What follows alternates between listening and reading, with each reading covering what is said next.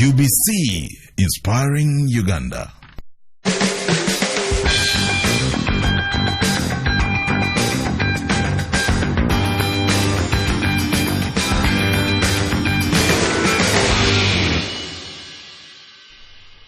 A lovely morning to you once again, and thank you so much for keeping it on UBC TV. Welcome to Good Morning Uganda Extra. This is the final bit of Good Morning Uganda, and I'm Robert Chirabonyonyitono, sitting in for my colleague, that is Jagenda Semakula, who is not with us this morning. And very interestingly today, we are going to be discussing a very important issues regarding humanity. And I have very energetic youth, smartly dressed, that are from Humanity First Uganda, which is an international organization, and they're going to be telling us more of what this organization does, what are some of the achievements, more so that I'm reliably informed on Saturday they will be marking 25 years of existence. I have the program director, that is Humankind, Abaka Mogaya. You're most welcome to our studios. Thank you, Robert. How have you been? Good. Good morning to you and to our viewers. How has the NGO world been treating you amidst COVID-19? Well, we've been struggling, as you know. It's a struggle everywhere. And I have Ismail Kakaire, who is the General Secretary of Humanity First Uganda. Kakaire, yes, please. You're most welcome to our studios. Thank you very much. I love your blazer. Yes, I'm going to be here to discuss issues concerning humanity. Yes. Let's just take the bull by its horns. When you talk about humanity first, just the name humanity, right, creates so much of looking at the livelihood of people, how we treasure them, how we respect them. Now you come from Humanity Uganda, but in a broader picture, this is an international organization. Right. Abaka, tell us briefly what Humanity Uganda stands for, and what, how many programs you have in the country. What are your roles, briefly? All right. Thank you so much, Robert. Just like you put it, it is Humanity First. It's an international organization established with the purpose of promoting and safeguarding the preservation of human life and dignity. It is non-political, non-sectarian, non-religious relief agency that works to promote the lives of the poorest people in the world and the most vulnerable. I love that. Poorest people in the world, yes. Most vulnerable. We're operating 8 programs. Some of them are here. We have what we call disaster relief. Disaster. The world over, you've heard of disasters like floods, earthquakes, talk about landslides. Our neighbors in Sudan have just declared a state of emergency a few weeks back in some areas because of floods. Right, disease and so on. So we respond to such disasters everywhere they happen. In Uganda particularly, we went to Bududa when it happened last year. We've been to Wiyende district where the floods, where people were affected by the floods, and so many other areas that we shall be unfolding them as we go on. Then there is what we call community care, a program which cares for the poor people in the communities that cannot have access to shelter. We put up shelter, not moderate shelter, at least for everybody to access. Just like I told you, we reach out to the poorest people and the most vulnerable, the old people, disabled people. People can't help themselves, so reach out to them, put up shelter for them so that they can also live a decent life. We have what we call orphan care. You are aware, Robert, orphanage is a big problem the world over. We have millions of children orphaned due to different reasons. Could be natural disasters, could be disease, could be... So we reach out to these young boys and girls. We make sure they get food. We make sure they access education. We make sure they have decent shelter. We clothe them and make sure, do everything within our means to make sure that they lead a decent life. Then there is what we call food security. In food security, we provide people with seedlings. We provide communities with the animals to give them a start off in life. You know, there are some people who are absolutely poor. Yes. They can't, start on. They live very miserably. So we give them a start off in life by giving them seedlings. We give them animals like goats. We do many other things. Sometimes we give out food itself. We hand out food to people who cannot afford a meal. Then there is what we call Knowledge for Life. Knowledge for Life, we support schools. We build schools ourselves. We support schools with things like computers, lab equipment, furniture.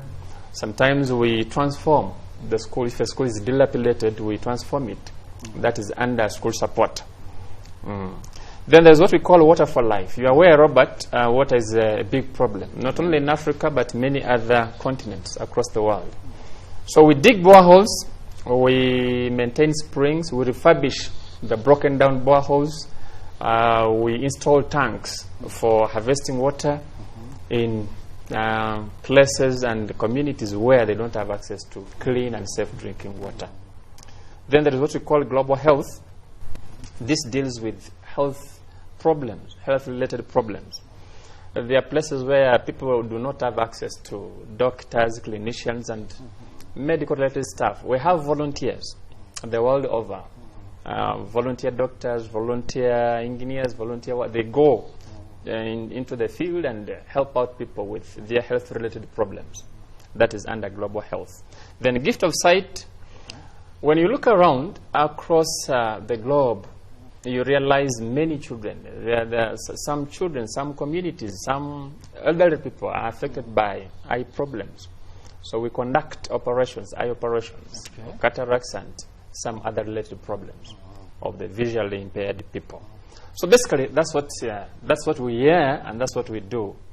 We were established in the UK in 1995, and like you said in the beginning, we are going to celebrate 25 years of existence on Saturday, 19th of September, internationally. Yeah. Ismail, yes, he's told us what you do. Yeah. But the question is, 25 years, how long have you been in Uganda? Because the organization could be making 25 years. But yes, here in Uganda, which is Humanity First Uganda, how long have you spent here, and what can we look at? What have you done that is really tangible or visible in Uganda? Well, thank you very much. As my colleague has said, that Humanity First is an international charity organization. It started actually in 1985. Here in Uganda, we started in 2007. In 2007. So we've worked on a number of the programs, as he has highlighted them at the international level. The programs which we have at the international level, we've been able to implement them here.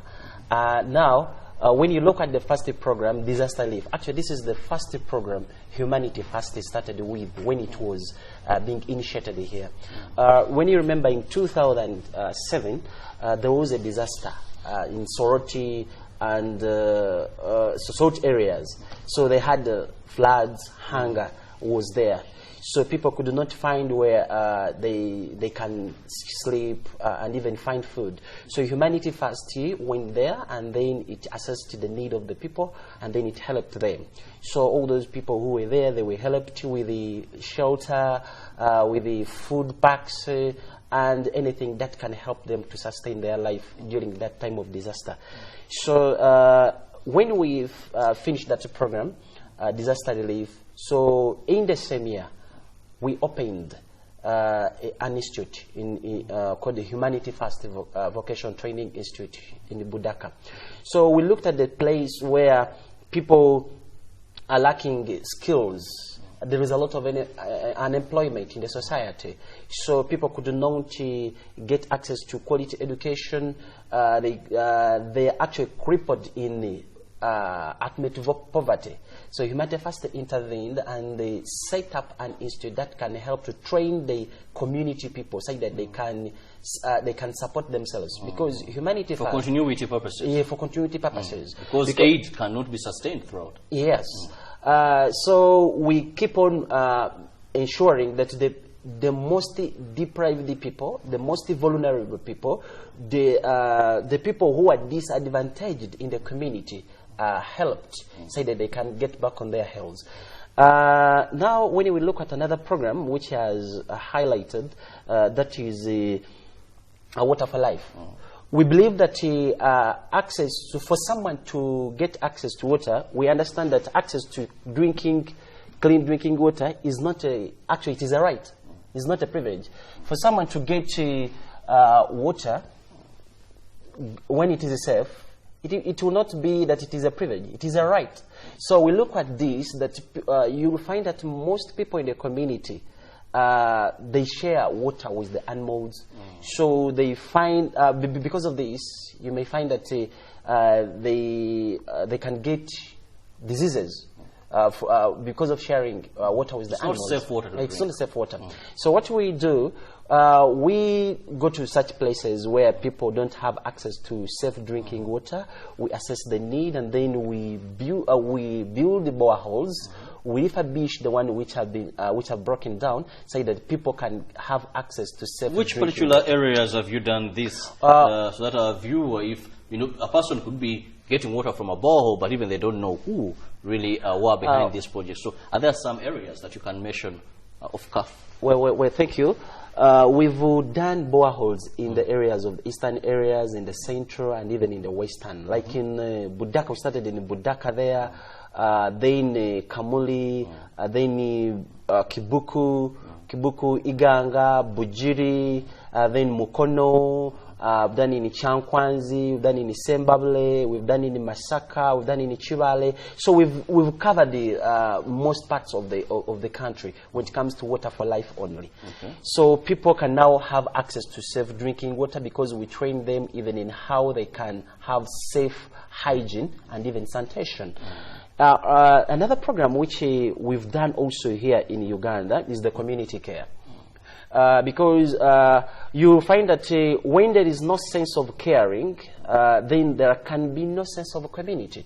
So caring must be there to care for the people. That's what we call a community. So Humanity First intervenes to see that the people who are underprivileged, the people who are disadvantaged, the world's poorest community is catered for. So we look at the people who don't have access to most of the basic needs, and then we go there. We provide them with the clothing. They can be food.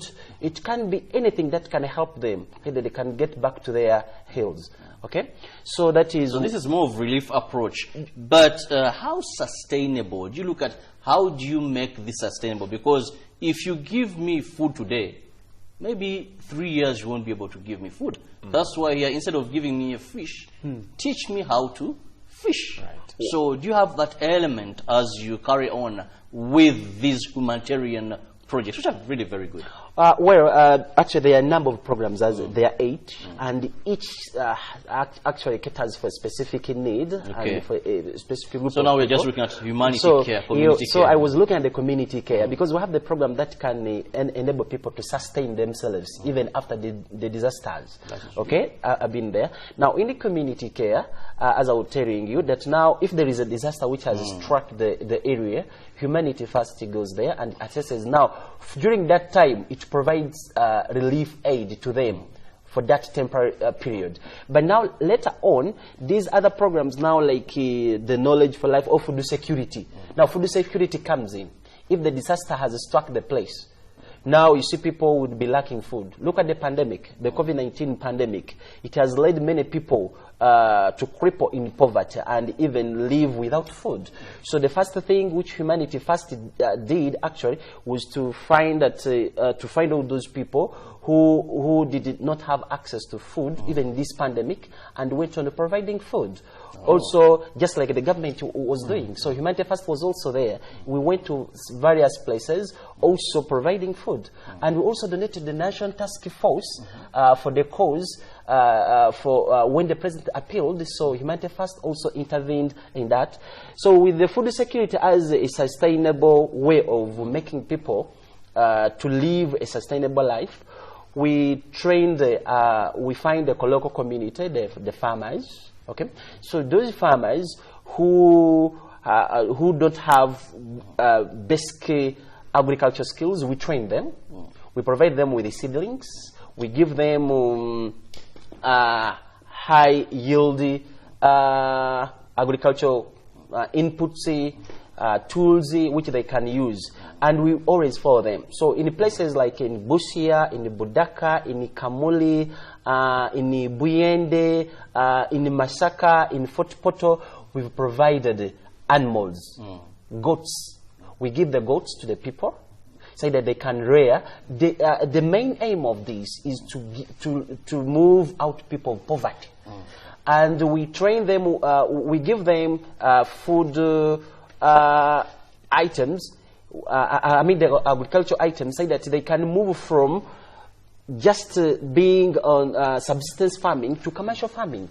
So as a way of sustainability, we always ensure that these people who have been underprivileged and they have been crippled in poverty, so we support them.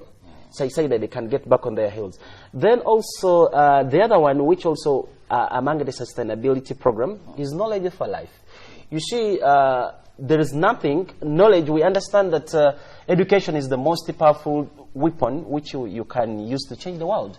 So as people are educated, they can find ways, many ways of sustaining themselves. So how do you roll out knowledge for life? Is that knowledge for life through sensitization, building schools? How do you move in this particular project out of the 8? Okay. Now, when it comes to knowledge for life, we see that now billions of people don't have access to quality education. And on top of that, after education, many people find the problems of getting employment. Now, for us, what we got from there, that education is there, but now we were specific to see that to help these people, the underprivileged people, the poor people who can't afford access, who can't afford access to quality education, we can train them in various vocational and technical skills. Say that now a youth who has been in the village, actually he has looked at the world as if it has come to an end for him. We try to make sure that that person gets the skills, the basic skills. For example, in our institutions, we set up these institutions to reduce on the unemployment part of that these people, after training, they can go in the field and work for themselves. Set up their own workshops. So we've seen that in courses like tailoring, courses like hairdressing, computer applications, business programs. Now in our institutions we have diploma courses and also the certificate courses. But when you look at the way this is done, it is the practical skills people can gain, say that they can sustain themselves, not even looking for the jobs, but they can just set up their own workshops. We have a number of candidates or students who have graduated from our institutions and have found employment, their own employment. Some have been employed in government agencies, in the private enterprise, and some of them are now living sustainable life when it comes to that.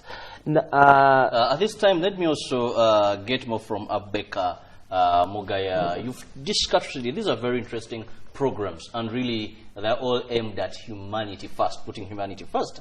But apart from water for life, and also that is disaster relief, then we have, I want us to throw more light, that is on the issue of food security, right, and also that is the issue of it's even water for life. Yeah. Knowledge may not be so much. Most of these international organizations really have done much in giving. Right. And this is very vital when we help the poorest among the poor. Right. Or the vulnerable poor. This is very okay. But the issue of monitoring and supervision, that today you go to a borehole, right, you construct a borehole for the communities. A year later, this borehole is no longer there. Today you give cows, because when government has tried giving people cows, goats, no sooner you leave, the person sells the cow. No sooner you leave, the person, if they lack what to eat, then will they have what the animal has to eat? Right. So we've had a challenge of not training the people before giving them some of these relief items or to help them sustain themselves. Then the other challenge we've had is monitoring the supervision. They're good at doing things for camera. We've come, we've brought this, we've brought that accountability, then you move to something else because sometimes the donors direct. So how have you handled this issue of ensuring that people not only receive, but there is continuity when they get these things? Have you gone on the ground to monitor? Some still, and they threaten. That project is bad, so donor community will hear people not responding positively. How have you handled this? Right, thank you, Robert. Training, like my brother Ismail just put it, is part of our budget. Okay. We don't simply take a program somewhere.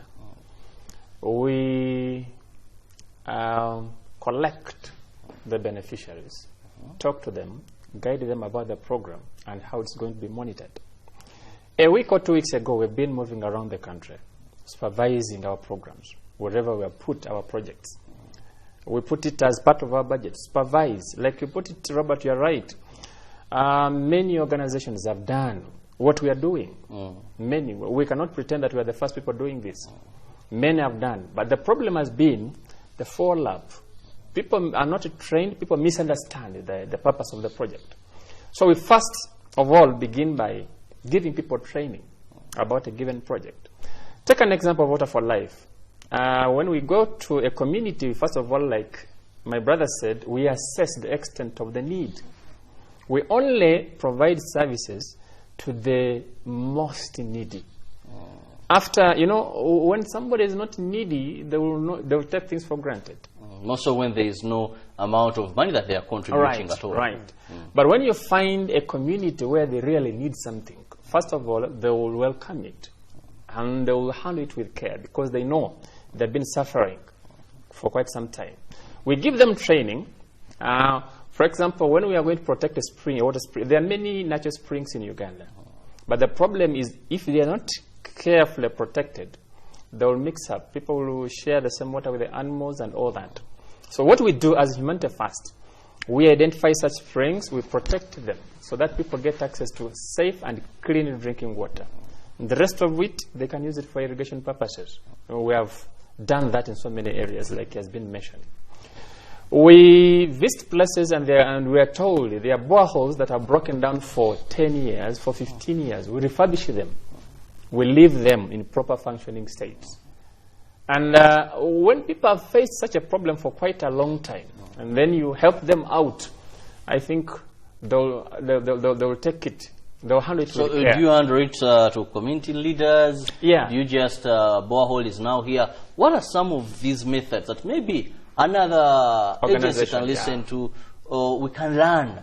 Because later we shall be looking at also some of the lessons over time that you've come up. So how is your monitoring structure? Actually, in every place we go for a given project, we appoint supervisors for those projects.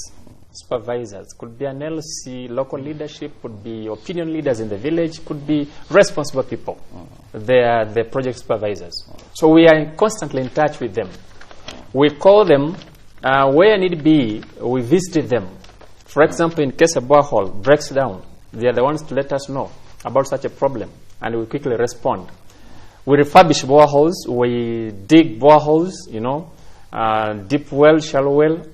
I told you we buy water tanks to harvest water. In places where rainfall is in plenty, they can harvest the water and then use it for various purposes. So, Robert, what you said is how do we make sure these people take this program seriously? Yes, we supervise them. We appoint supervisors in these places. We follow them up every year, and we report to our bosses, the donors, about the progress of this project. Ismail, what are some of the challenges that, as you've been carrying out these 8 projects that we've mentioned, humanitarian projects that you've come across and really think either communities must improve, or the donor community must improve, or you people in these organizations? We're running these programs as the core 8 programs which we have. As I've told you, these programs they target the most vulnerable people who are there. So in the community. So as my friend has already told you, we are not the only one organization which have done this. So we have other partners we collaborate with to see that all these programs are implemented. Now, when you come to the challenges, one of the challenges which we have, because our aim is to see that we reach out to the majority of the people. Now, the challenge comes in that the funds, because of the limited funds, we see that we've supported a certain group of people, but now we see that every time we support, we feel that we've not done enough. It's just a drip in the ocean. Yes, so we feel that we've not done enough to those people. So that is the biggest challenge which comes in, because we are running a number of programs in international and national level here. So dividing all that, we see that it is also a challenge. Now, the funding. Now, when it comes to the Water for Life program, sometimes you go to the place and then you want to put up a borehole. So the challenge will be when you have to search for the place where you can easily put up the borehole. But you find in the community, there is not such a suitable place where the borehole can be That is the water table, land issues? The water table. The water table, yes. The water table, and even the land tenure system which is in that place could not support the what? The borehole. But people are there in the place and are suffering. And then you really need to put up a water source for them. Okay, so that is also a challenge, comes in. So to put up a borehole, it also becomes very expensive. So that's also a challenge when it comes to implementing Water for Life program in a particular place where you find that there are no favorable facilities and factors that can enable you to implement it. Still on that, you can go to the place where people are sharing water with animals. There is like a spring, so you find the challenge to protect that spring may also be a big problem. Maybe water is temporary in that place, is not over there, and then you find that people are moving miles looking for water. And most especially this one affects the young children and the women, because they're the most people who are involved in this activity. So the challenge comes in, how best to protect that spring so the people are getting safe drinking water, which they can use for sanitation and for their hygiene. So to put up all that one becomes a challenge, most especially in the community where people have to be trained, because the cost of training, because we have to ensure that we don't just have to put the borehole or the spring, but we train these people. We have to train them. Say that when they're using the best way to use this water, how they can protect it, because we team up with the local community and the authorities, say that we can get the best out of that one, which we wanted. So you may find that in the place, people you trained, they're not in other places. They're not able to keep up what you train them.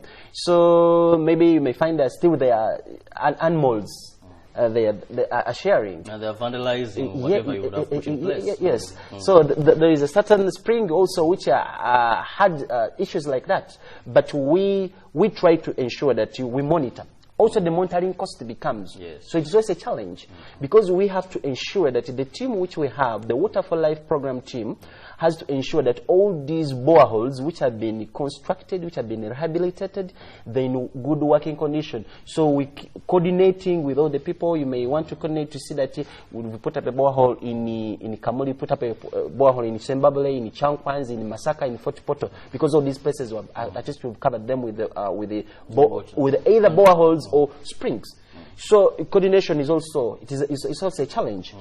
Now, when it comes to food security, the challenge which comes in food security, as you know, the cost of the machineries, it is also a challenge, because these people, well, they have got their gardens, because we normally target those people. The land is available. The land is available. But now the equipment which they are going to use and how best they can use those equipment you've provided to them, so that they can yield, okay, what you need. Because our aim is to see that under the food security, because we believe that hunger is not an issue of charity, it's an issue of justice. Now, when there is no food, people are going to starve, and many health problems are going to come in. Now, the challenge comes in that now the people whom you are supporting for a particular cause, okay, they may not be incapable. They may not be capable of keeping that which you are aiming at. For instance, giving out the agricultural inputs, the seedlings, the fertilizers, the garden tools, and the rest of the equipment needed to have a better agricultural system. So people also need to be trained. You are not just going to give them. So the challenge comes in how you are going to. First of all, you have to give out the aid. You have to train them. So we try to ensure that each and everything is trained. So that is also a challenge when it comes to that. The other one is also the orphan care program. As we have a number of students and orphans. Actually, we are providing aid. The either being shelter is being put up there, the orphanages, all these orphans are being sponsored in schools. We buy for them scholastic materials, school fees is catered for. So the challenge comes in when is even also to identify the genuine orphans. Yes. Okay. Yes. Now so to find you might end up having people who claim to be these are orphans presented to you, yet they are not. Yes. So that's also a challenge. Because you're working with vulnerable communities. Because for us is to see that those people who are the most vulnerable, the most poorest, that is our target. And whenever because we have passion for serving, and whenever we see that someone is suffering, we quickly go there. We respond quickly. So so your methodology of working is who identifies these people? That's also something that comes to my mind. And let me bring in Baker here. Who identifies these people? Who identifies these communities? Apart from like, okay, floods have happened, the relief and disaster program or project, that is very clear. But now when we have the issue of orphans, the issue of who is getting this, is it demand-driven? Do you act like wealth creation that will come? We have these people show interest. How do you identify the people? Yes, Robert, it's not a matter of who needs what, because when you go to a community, everybody will say we are all in need. It's like, you know, most of African communities, everybody is in need, but the degree of need varies from one person to another. So like you say, first of all, we carry out a survey, generally, ourselves, because we know what we are looking for, we know what we want from the communities. Then two, we deal with leaders. Trusted leaders, of course. There is no way, we cannot do it in isolation. You can't go to a community looking for orphans and then you isolate the local leadership. They know who lives where, whose parent has died and when. We take those statistics. We keep records, you know. We don't simply take you on as an orphan. We pick details, your details.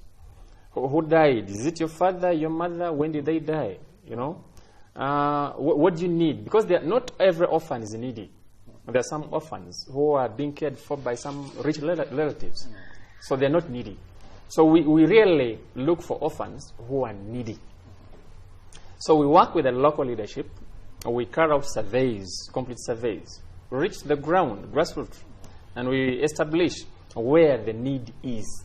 And then after that, then we really give our aid where we think it is deserving. That's the methodology we use, Robert. These are very interesting projects, and of course this justifies the name Humanity First. Right. I'm really pleased. But one thing that then comes to my mind, and I'll leave this at Baker still, is when the times of COVID. Now, this is an international organization that is all about humanity, not profit making. In this time, funding becomes an issue. Right. Even the donor community has greatly been hit.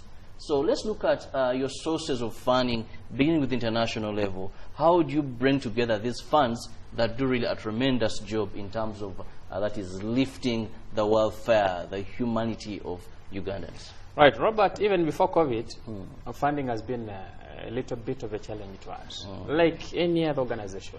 You know, most of our budgets are deficit.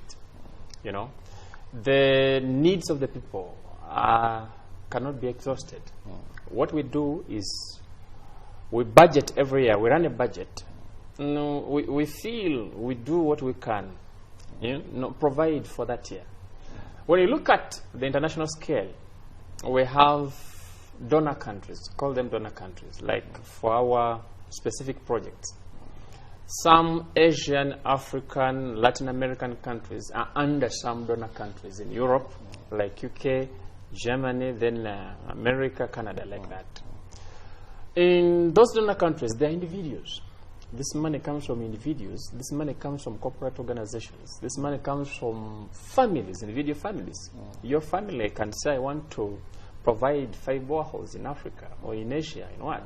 And when you look at our signposts, after digging a borehole, our donors sometimes demand that we put up a signpost indicating which family or which person, which organization has sponsored such and such a project. So we get money from individual persons, from corporate organizations, from families. And every coin matters to us. It's not a lot of money. Even here in Uganda, fundraising is done. I was primarily head of the Ahmadiyya Muslim community. Or just last year, was inaugurating a fundraising drive for Humanity First projects in Uganda. So everybody, you and I, all collect all those coins, come together, and they reach out to these poorest and vulnerable people. So you have you get funds. I'm so interested when you talk about the local funds. Right. Ismail, Yes, please. he mentioned something, Ahmadiyya. Is this also, does it have a religious attachment? How do you go about, and how have we been performing local? I know Uganda is not that very good giving to charity. I stand to be corrected. Yes. You're right. Because I know in some countries, a person will pride in how much they have given to charity. Right. And a person even to get a position of leadership, among some of the issues that you present, or a member of parliament or what, is how much have you given to charity? Here it's the expensive car, the good home you have. So I know you're not good at charity. And you have few groups, if you go to Kwagarana, you'll not even hear them talk about charity. But these are the tycoons of the city. So how are we doing locally? Humanity First, it was established in 1995 by our then the supreme head of the worldwide Ahmadiyya Muslim community. The roots of this is from Ahmadiyya community, as I said. But when we come to charity, when we come to serve, we don't segregate. There's no discrimination, because our core values, when we come to our core values, this organization, though it was established by an Islamic body, but when it comes to operation, where there is no religious agenda, no religious agenda, it is non-partisan, non-secretariat, okay? And when we are serving, for us, when to serve, we see that this is the person who needs the service, our services. We don't look whether this person is of this particular community, comes from which community, comes from which political party, comes from which region. That one is not there when we come to serve. We see that do these people need the need, as long as they are humans. Because we restore the communities, say that we build the future for those people. Now, when we come here in Uganda, when we are serving all those communities, so we look around the community, the way it has been affected, okay? The way the community has been affected. And most of our biggest budget, actually, we significantly provide aid from the funds we collect, even more than the funds we collect. And 95% of the funds which are collected go direct to the projects or to the programs which are running. So that's why in our setup we have a number of volunteers. We have unpaid volunteers. All our administrative setup, then they are unpaid volunteers. No one is paid money. So because the funds we put direct to the programs. So you'll find that we get high quality doctors, educated doctors, where they are the lecturers in universities. We get people who are good at water, okay, who are good engineers in food security, because these team up with us.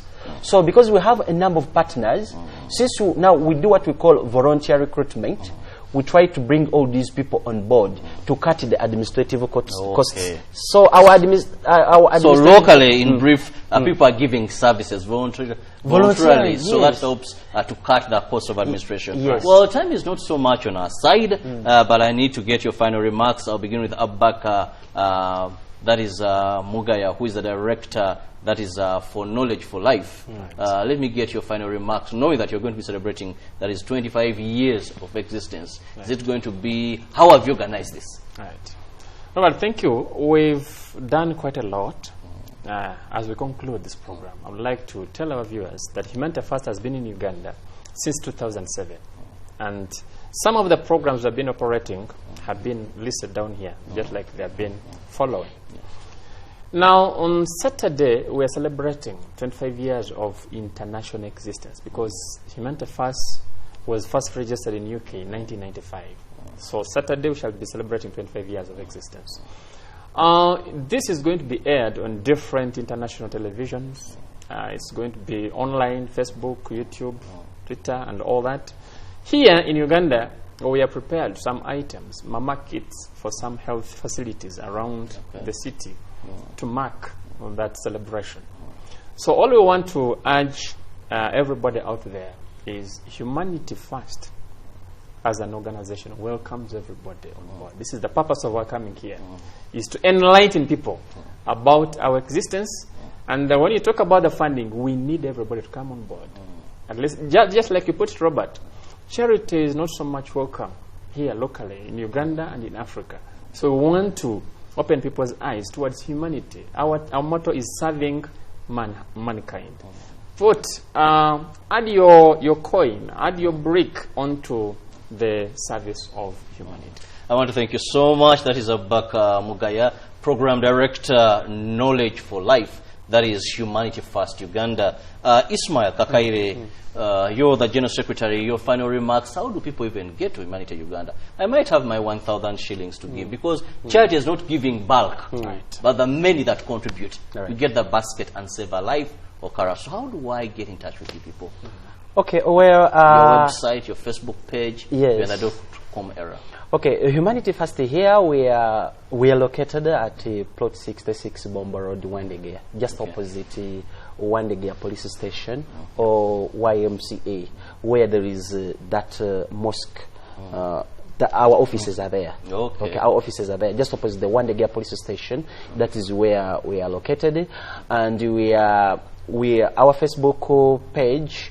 If our Facebook page is here, we are at Uganda Humanity First. Okay. We also have the Twitter handle. So we are on the website www.ug.humanityfirst.org or at www.humanityfirst.org.